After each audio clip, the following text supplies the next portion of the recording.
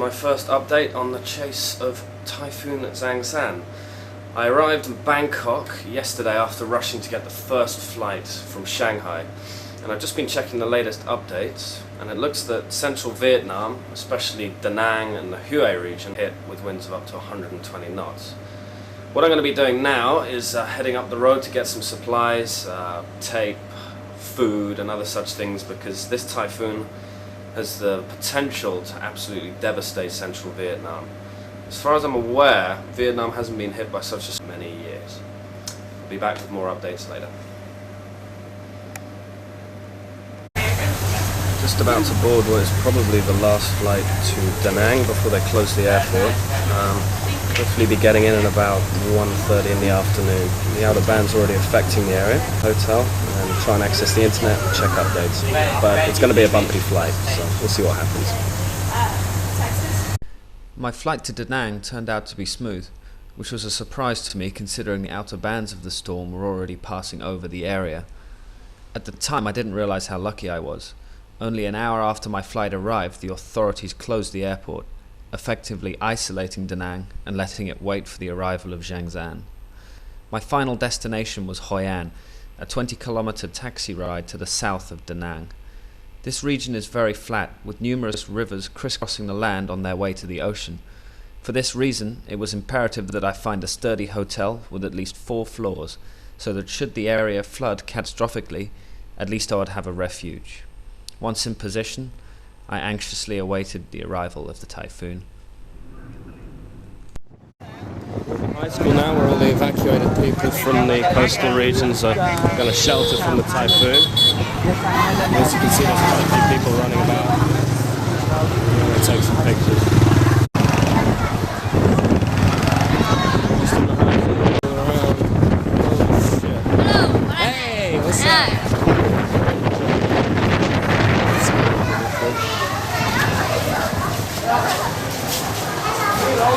There's loads of people here.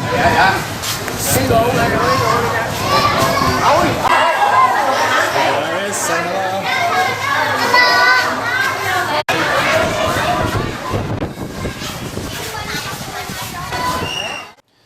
It's about 3 o'clock in the morning local time. Set my alarm to wake up. Latest readings look like the eye has jogged north and will be making landfall about 43 nautical miles north of Hoi An, where I am at the moment.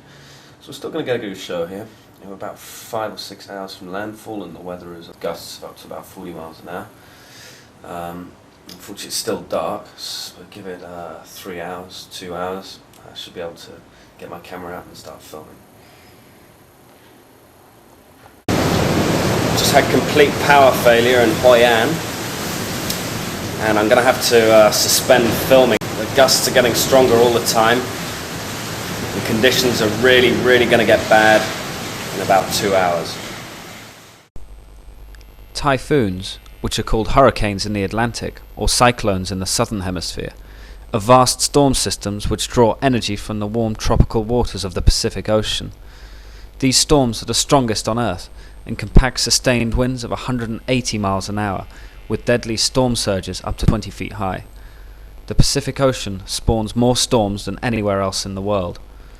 Vietnam lies on the southernmost periphery of the Asian typhoon belt, and although hit by tropical storms every year, it had been many years since the storm of Typhoon Xangsane's intensity last struck the country.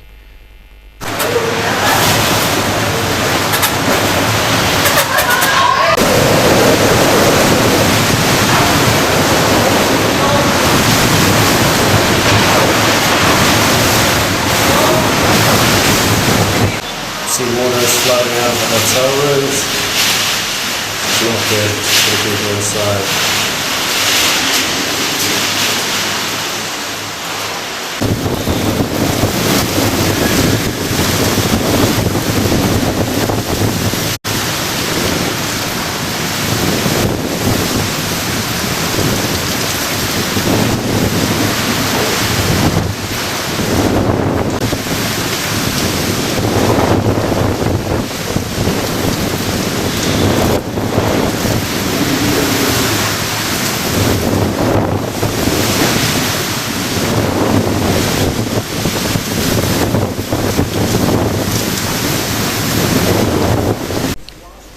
The typhoon weakened as it approached Vietnam, but still made landfall with gusts up to 110 miles an hour, the equivalent of a Category 2 storm.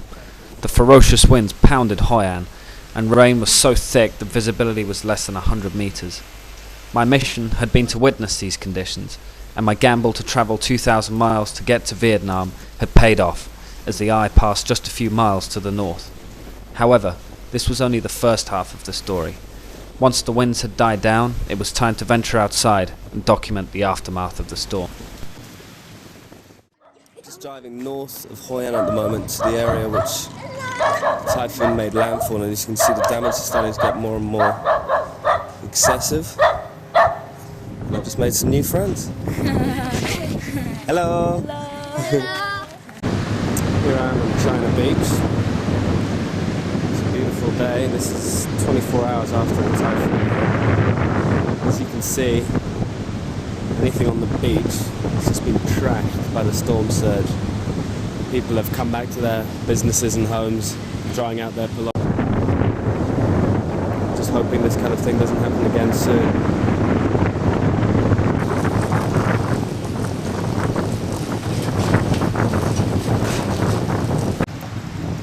Here we have someone who was in Danang last night. So how was yesterday morning? Yeah, yesterday morning at 4 o'clock start in the typhoon. Then in the night, to 9 o'clock it stopped. It stopped about 15-20 minutes. 15-20 minutes. That was the eye of the storm as it came over Danang. Yeah, Danang. It started. Very strong. It's very strong. It didn't main house falling down. This side in the hotel, you look hotel in the top in the wall. The resolve and determination of the Vietnamese people in the face of disaster was a privilege to witness, as was their hospitality. People let me into their houses to see the damage firsthand, and everywhere I went I could see children playing amongst rubble, whilst adults optimistically salvaged what they could. These are some of Asia's poorest people, without access to the safeguards we are accustomed to in the developed world, such as insurance policies and social welfare. As ever, it was those people whose lives depended on the sea who lost out the most, highlighting that whilst nature provides us with so much, she can just as easily take away everything in an instant. Well, I suppose I can say mission accomplished. On Wednesday afternoon, when I decided I was going to fly, the next day at 5 a.m. I managed to get up in time. I managed to get on the 8 o'clock flight to Bangkok from Shanghai. And I got into Bangkok with 2 hours to spare the deadline for my visa application. I managed to get my visa the next day. I managed to book myself on a flight to Hanoi and then get a connecting flight down to Danang instead of Hue. My flight was probably the last flight to arrive in Danang. I managed to get a taxi to Hoi An and get in position with about 13 hours to spare before Typhoon Xangsane wrought her mayhem on central Vietnam. I now managed to get to Danang airport. I think they're running off generators at the moment. Saigon and then back to Bangkok. It's been a tiring experience, but worth it.